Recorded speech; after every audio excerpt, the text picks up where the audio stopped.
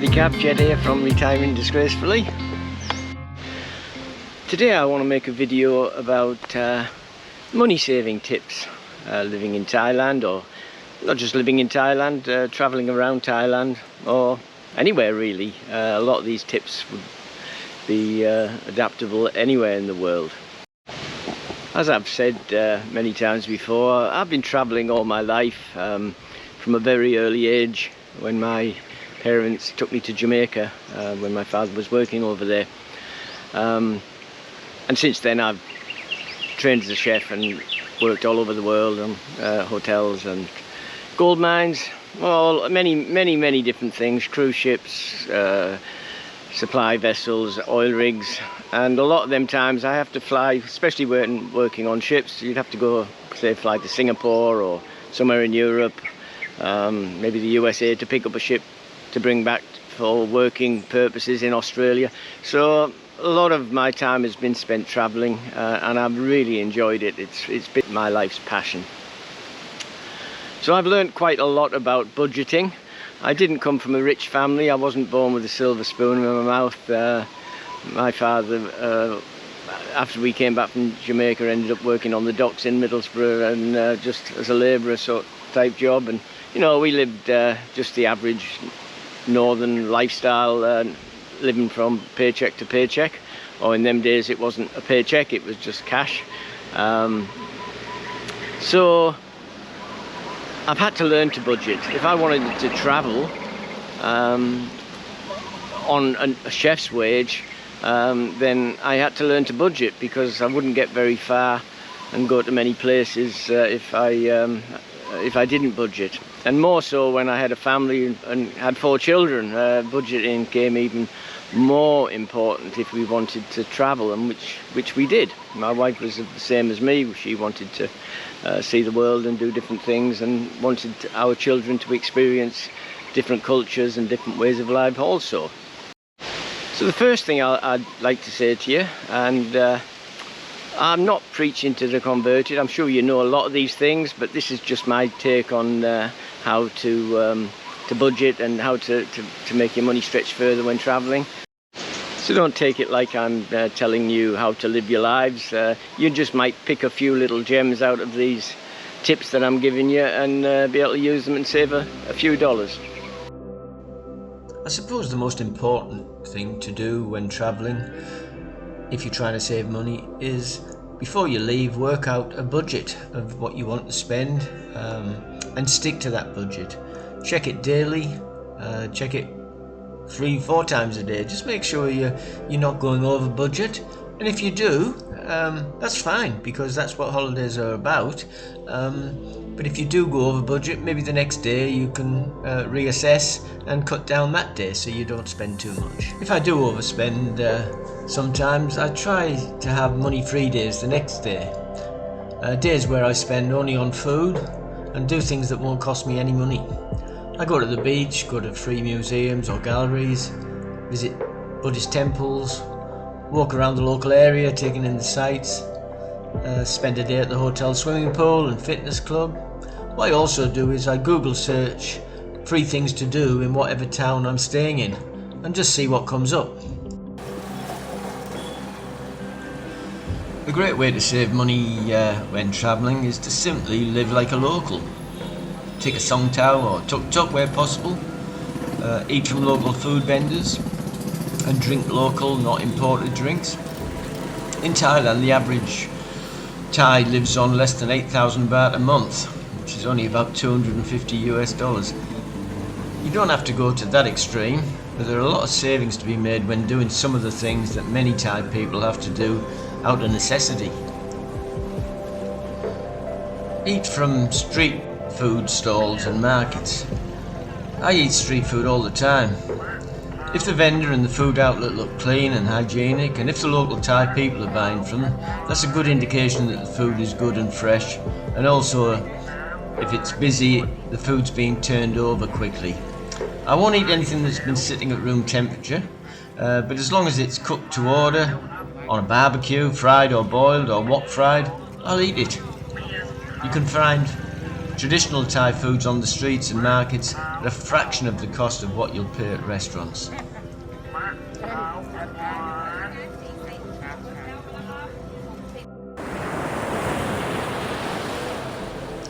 Instead of eating at a fancy restaurant, take a picnic to the beach.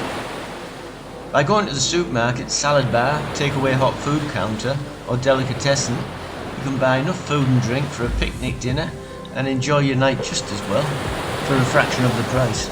Many beautiful tropical fruits and vegetables are sold at the side of the roads from stalls or off the back of trucks for about half the price you'll buy at a local supermarket.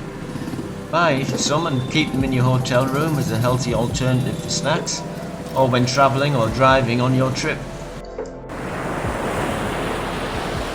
If you buy a meal at a restaurant on the beach, some of them will offer you free lounges and umbrellas for the day.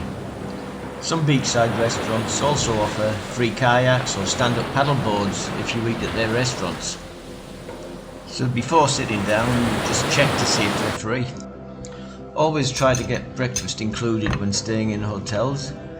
It's one less meal a day you'll have to pay for. A free breakfast and eating from the street vendor, you can eat well for less than $10 a day. Stay in 3-star hotels, not 4 or 5-star hotels, unless they have a special promotion. It's not just the extra you pay for staying in the hotel room and to use their facilities. Eating and drinking in their restaurants and bars are also much more expensive. A little while ago, when I first came to Thailand staying in Hua Hin, I got into a conversation with a couple from Australia who were staying at the Hilton. They were paying 3,500 baht a night, room only. I was staying at My Way Hua Hin Music Hotel, a lovely boutique hotel that I have stayed in many times, and I was paying just 800 baht a night, inclusive of breakfast. The 2,700 baht I saved by staying in a very nice hotel, but cheaper hotel, more than paid for my meals, transport and entertainment every day. Don't use the minibar at your hotel. If I'm staying in a hotel for more than a few days, I normally go to the local 7-Eleven or family store and stock up on snacks and drinks. Take advantage of happy hour. Many bars and restaurants have happy hour with reduced prices on drinks or 2-for-1 specials.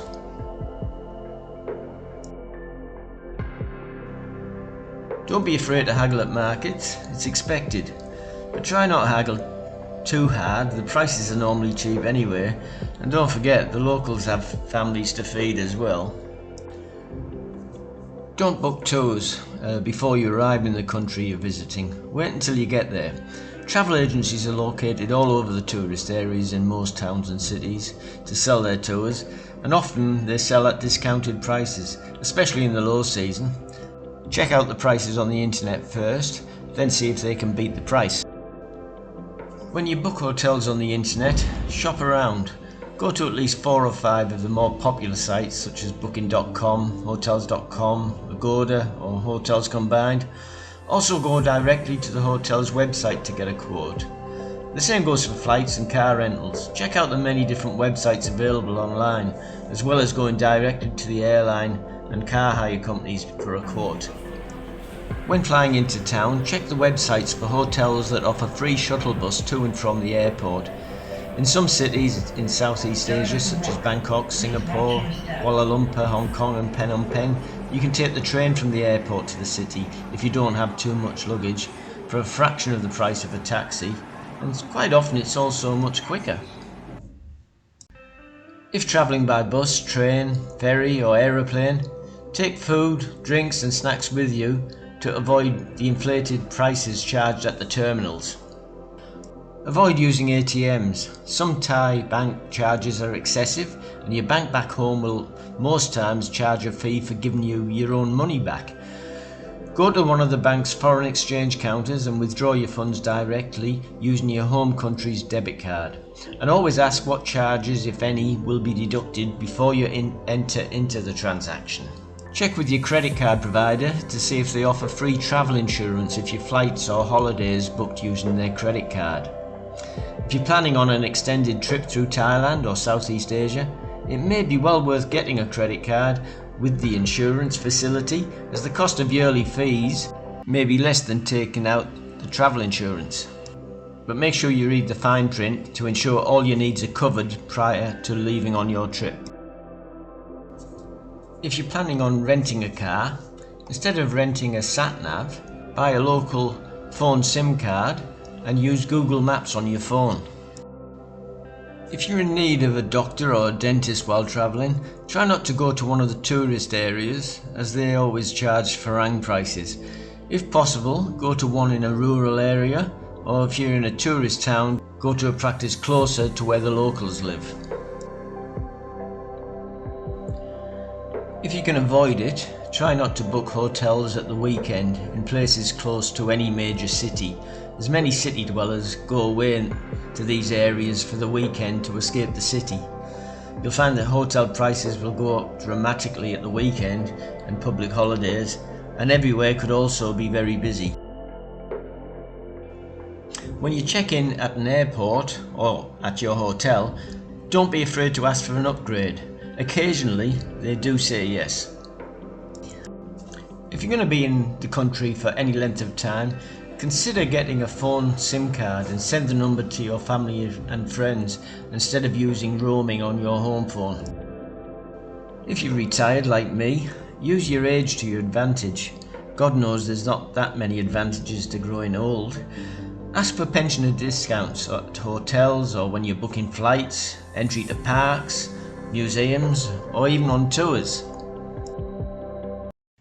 Try not to eat in outlets that are close to tourist areas, as their prices are generally higher. The same goes for eating in attractions like zoos and water parks. They have a captive audience and usually charge accordingly. When planning your travel, be flexible whenever possible. The price of flights, hotels, tours and car hire can vary considerably depending on the month, day and even the time of day you travel. So do your research and try to be flexible. Try making some local friends. Many Thais are shy when talking with Westerners, but once you break down the barriers and they trust you, they're very friendly and outgoing and helpful people.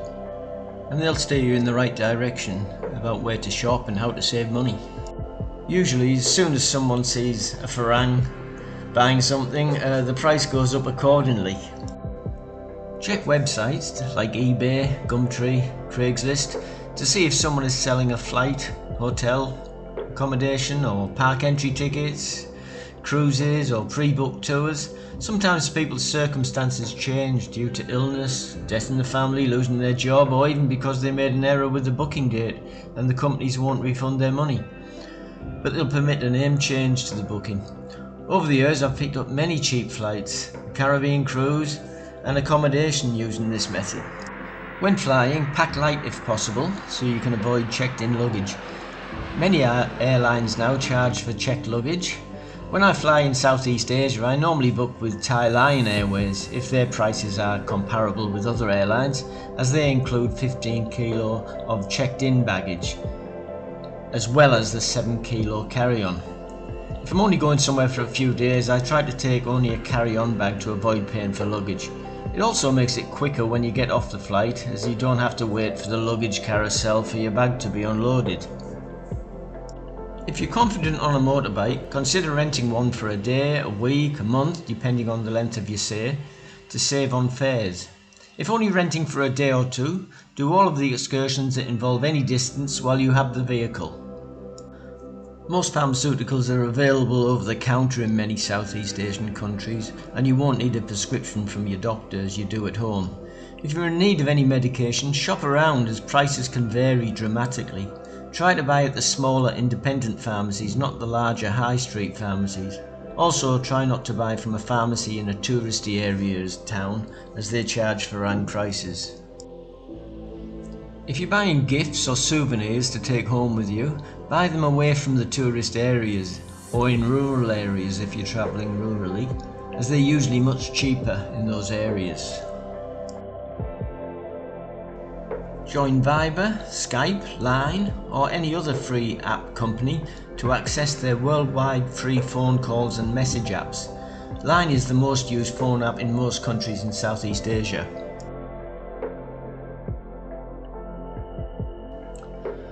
attend timeshare presentations.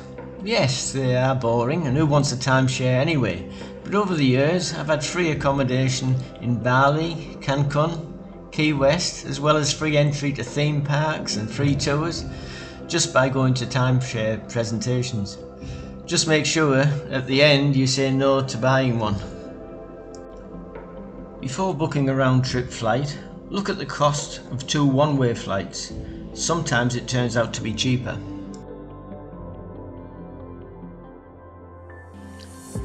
Book a hotel room with a refrigerator, a microwave, or even a kitchen area if you can. Room service can be expensive, but you can buy good pre-cooked meals at stores like 7-Eleven and Family Mart and eat very cheaply.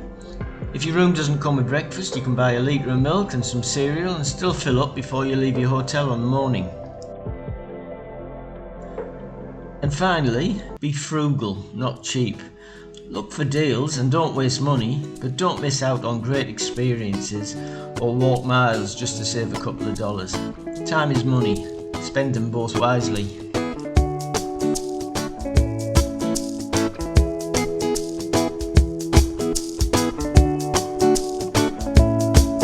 So, if you haven't already done so, please push the subscribe button. It'll help me a lot.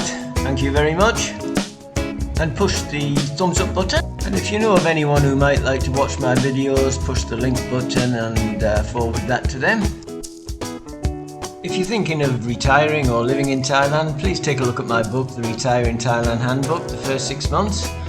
You'll find it on Amazon. It's crammed full of information to help you tiptoe over the logistics of making Thailand your home in retirement. Thanks a lot for watching my video. So until next time, stay safe, keep smiling, and I'll see you in the next video. Cheers for now.